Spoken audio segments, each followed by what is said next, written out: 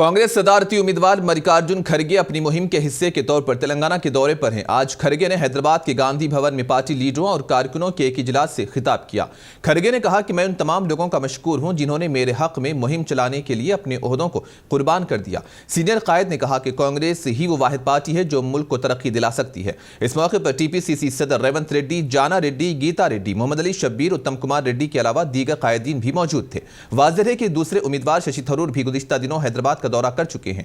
वाज़ेह ये भी रहे कि कांग्रेस सदर के इंतखाब के लिए 17 अक्टूबर को वोट डाले जाएंगे, जबकि नतीजे का ऐलान 19 अक्टूबर को किया जाएगा।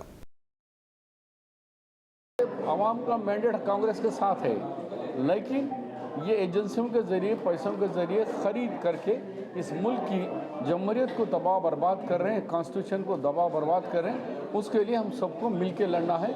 मेरी उम्मीदवारी, मैं ये आपका घर का आदमी हूँ, मैं यहाँ का ही मैं ग्रेटर यानी हैदराबाद कर्नाटक का जब एक ही रियासत में पैदा हुआ, मैं यहीं पढ़ा, मैं तेलंगाना में, तो लिहाजा मेरा हक बनता है कि आपसे मैं वोट पूछूं और मुझे उम्मीद है कि सारे वोट मुझे गिरेंगे।